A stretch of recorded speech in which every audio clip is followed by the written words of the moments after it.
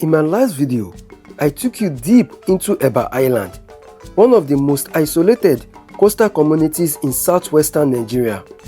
A community surrounded by water, difficult terrain, and years of limited accessibility.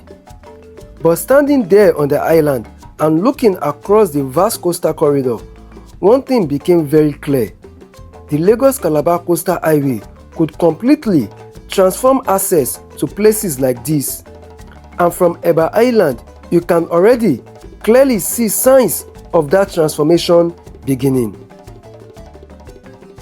Today, we'll be taking a closer look at the ongoing construction progress along Section 4A of the Lagos-Calabar Coastal Highway, the Ogun State section, and also a quick look at the Section 4B at the Ondo State section from Agerige, comparing the current level of work to what things look like just a few months ago I was there. And trust me, a lot has changed already. Just sit back, relax and enjoy these updates. Hi everyone, welcome back to my channel, and presently right now I am on the Lagos-Calabar Coastal Highway, the Ogun State section. I'm done at Eba Island and we are heading back home.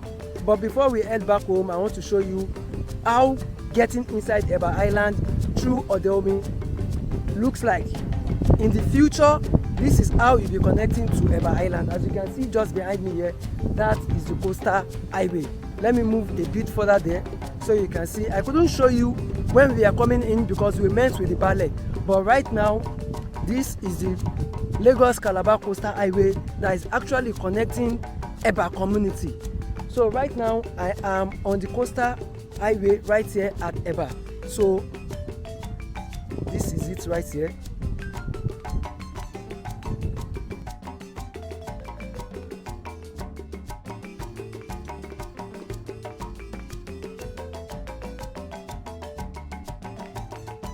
Honestly, from up here, you begin to fully appreciate the scale of this project. From the aerial footage, the road alignment is already very visible across the coastal terrain. You can clearly see sections where significant sand filling has already been carried out. And when you remember that many of these places were previously inaccessible bush paths and swampy terrain, the transformation becomes even more impressive.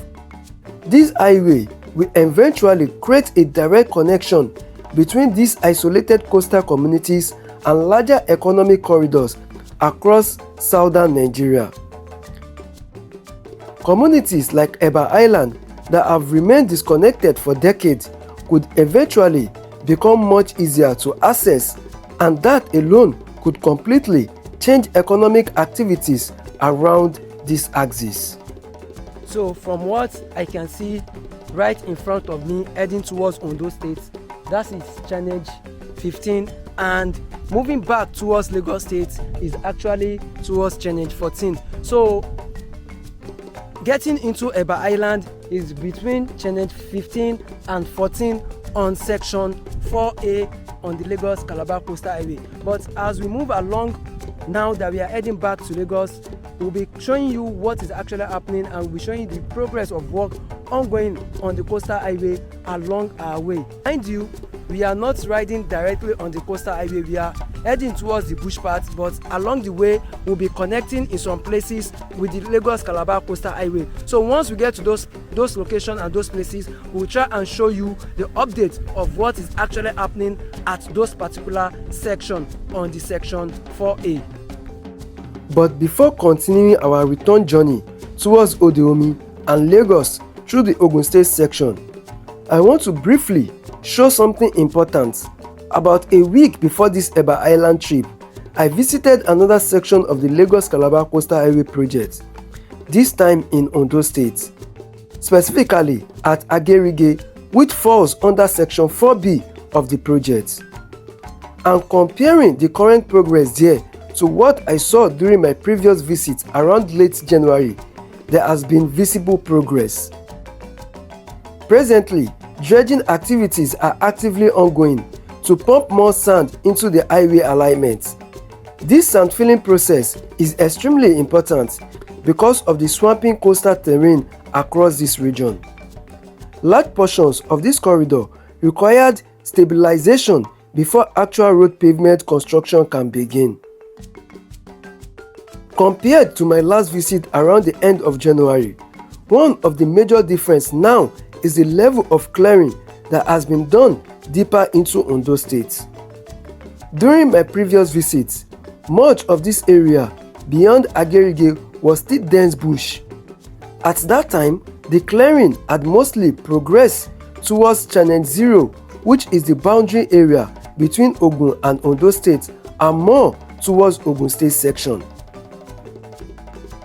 But now, the opposite direction, moving further inward into Ondo State, has also been cleared significantly, and the highway alignment is now becoming more visible in that direction, with ongoing sand filling also towards that direction.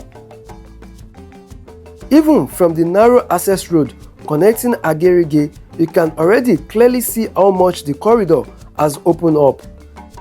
This gives a better idea of the actual scale and direction of the project.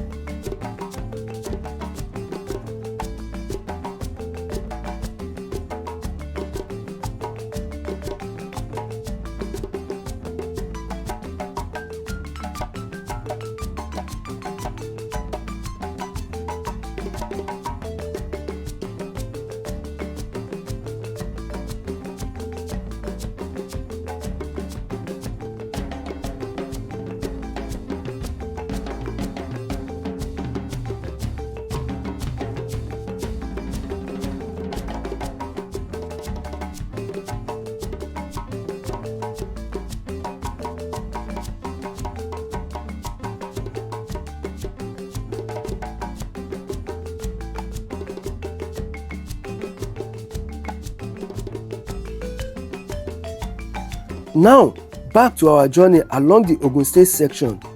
Guys, after crossing to the other side, because there is no road towards this direction, so we are now crossing back on the Lagos-Calabar Coastal Highway. But as you can see, this is the road alignment we have to get down for the bike to cross, and this, I think this should be around channage 11 or 12, but I can see the signage just right in front of me. So once we get there, I'll be showing you the channage we are, and hopefully I'll be able to capture a lot for you because it's very cloudy now. You can see it's about to rain, and from the look of things, it's already even raining in some places. It might be raining in some places because it's very cloudy right now. So that is the road alignment, the Lagos-Calabar Coastal Road alignment.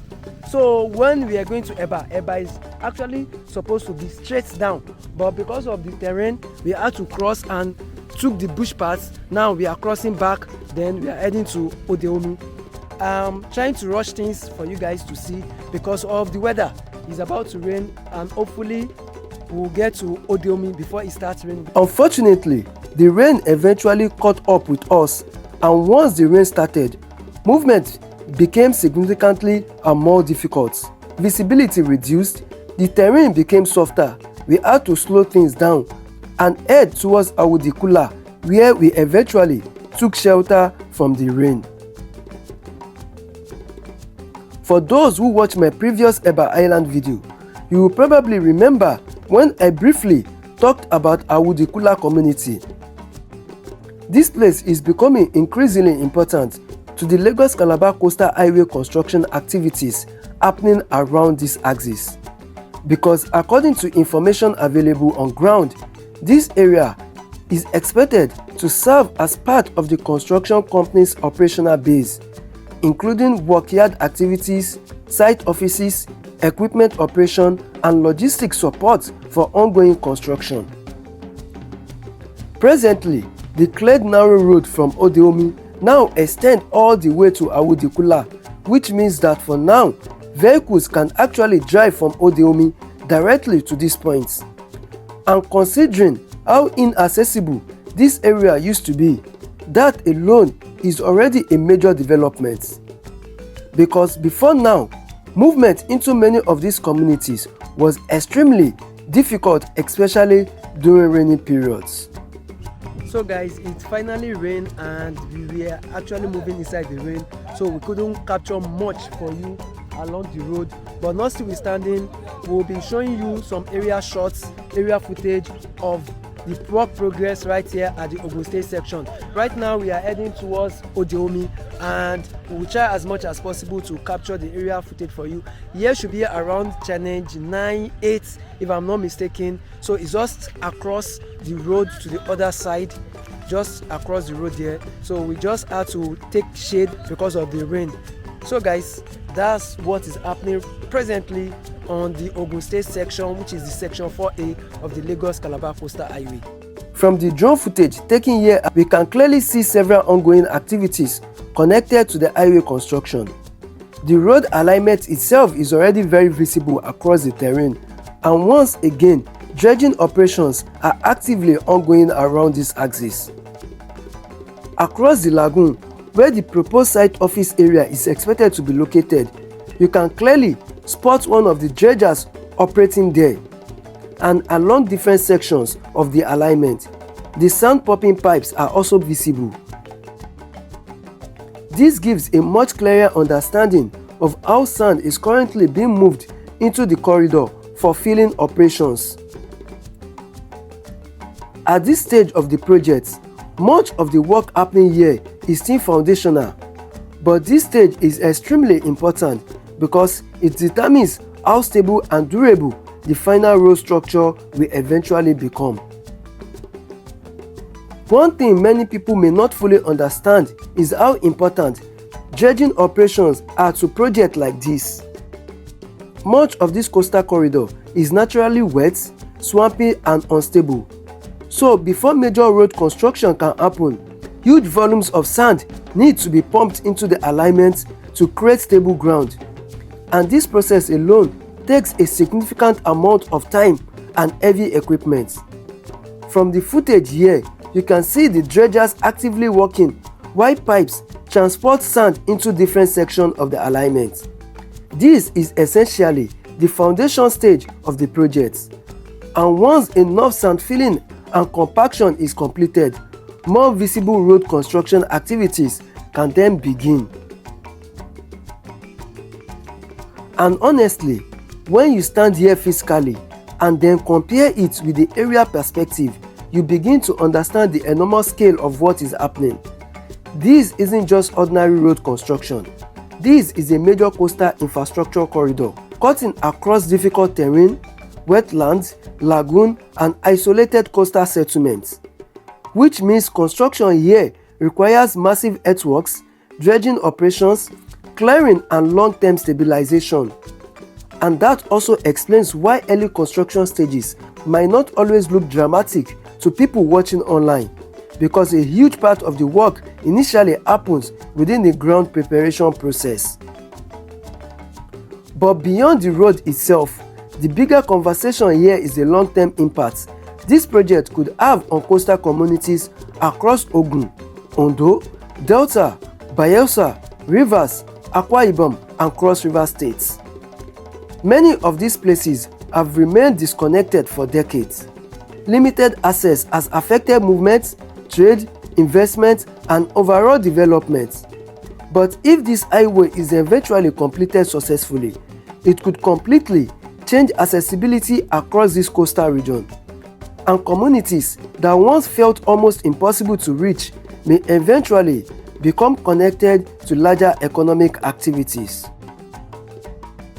Of course, projects of this scale also come with concerns and challenges: environmental concerns, community displacement discussions, coastal ecosystem impacts, and questions around long-term sustainability. And these are conversations that will likely continue as construction progresses. But from a purely infrastructural perspective, what is happening here is undeniably massive in scale. For now, this is the present situation of work ongoing around the Ogun State and Ondo State section of the Lagos-Calabar Coastal Highway project. Visible alignment clearing, active dredging, sand filling operations, equipment movement, and expanding access routes deeper into previously isolated coastal terrain. and judging by the current level of activity, we are likely continue seeing more visible progress over the coming months.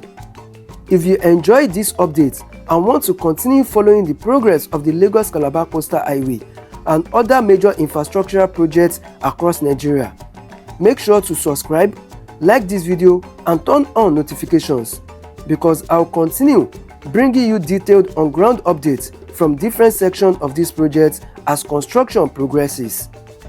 Thanks for watching, and I'll see you in the next video.